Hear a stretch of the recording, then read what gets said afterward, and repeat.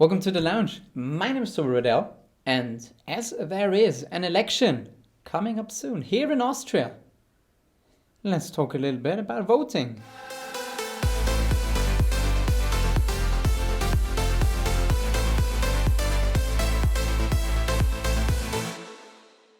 A talk channel cannot exist without talking a little bit about politics.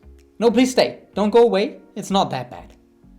I will not be that guy tooting the horn of those guys who say, please go to vote because our ancestors fought for it and we need to participate to be a part of democracy and stuff like that. It's not about that. I'm not talking about that. Not because it's a bad argument or something, just because I, for my part, heard this one 1,000 times already, and I believe most of the people have made their minds up about if they want to vote or if they not want to go to vote. There's a way more important question and a way more difficult question, and it's, who should I vote? Because can we please talk about that there is no particular political party or direction that represents what I stand for? Toby, what party or which person should I vote for?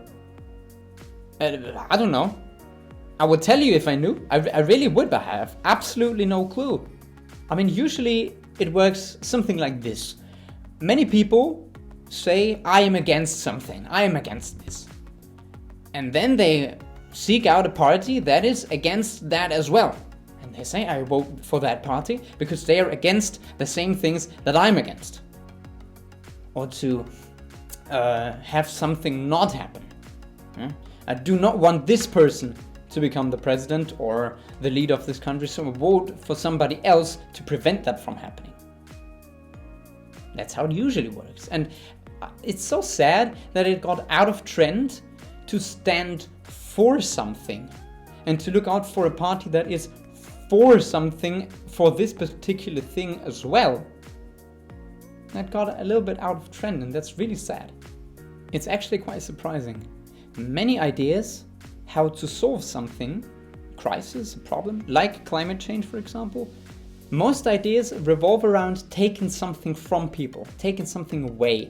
Like, we need to reduce carbon emissions, we need to prohibit this, prohibit that, change our behavior. It's always linked to something negative and taking something away.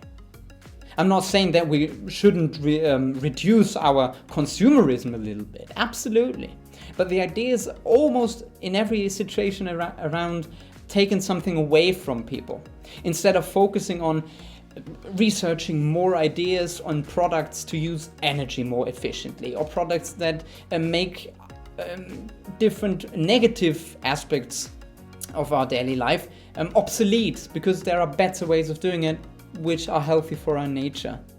There are many of those ideas, but they are never on the forefront. They are always in the background, and the main thing is reduce this, reduce that, and prohibit this, and forbid something. Or for instance, we have poor people and we have rich people. So let's just take the money from them and give it to the poor. Problem solved. Yeah, maybe not. Maybe not. But back to voting. Let's take me as an example. I, for instance, am in favor of controlled immigration. Because we cannot provide all the necessary resources, education, money, housing, whatever, for all the people that come to our country. Countries in general do a really, really bad job in that. How do I come to this conclusion? Well, in my book, when a country has so many foreign people that they form a secondary society in a society, and most of the times they are clumped together in one of the rather rundown and ill-provided districts of a city, that is no good immigration. No good immigration policy. Then immigration has failed. I am also in favor of stricter rules for our nature.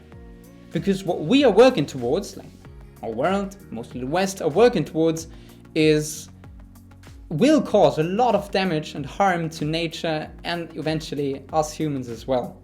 So I'm in favor to putting more money and work power and force into research. This research and development should lead and will eventually lead to the solutions that we so desperately need in these times to solve the climate crisis, for instance. I am also in favor of economic growth, as this is the most reliable way, which has been shown over the last few centuries or almost thousands of years, that economic growth is one of the most reliable ways that more and more people, never always, but never all of the people, but more and more people can rise up in their life standards and in society as a whole. I am in favor of better working conditions for those people in different countries who produce products and grow plants that we simply cannot grow here, or for products that we cannot produce here for whatever reason. And they need better working conditions, of course, like workers on the coffee fields or banana plants. And finally, I am also in favor of a better and really better education system.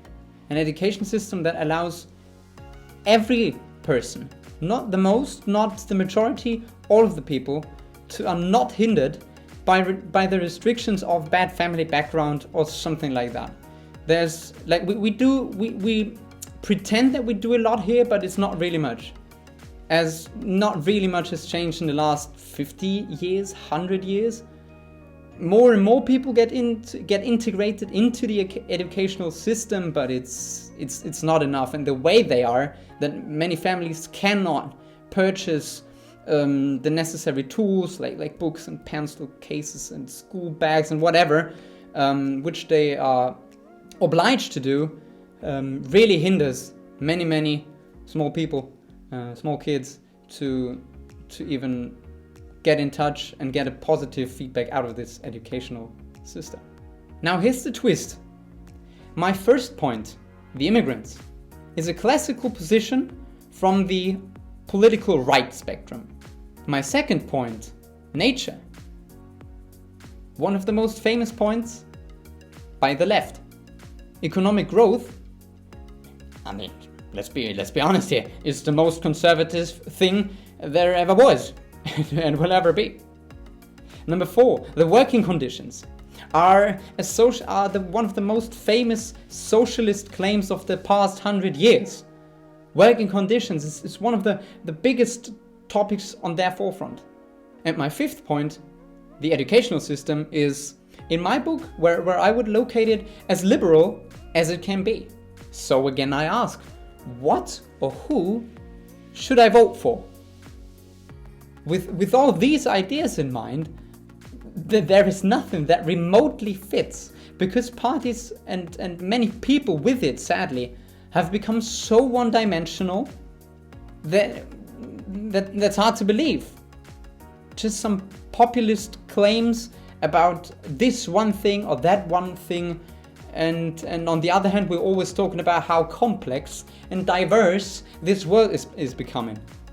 I don't see any movement in the political systems in very few Western countries that I know of. And that is really sad, because I do not know what I should vote for.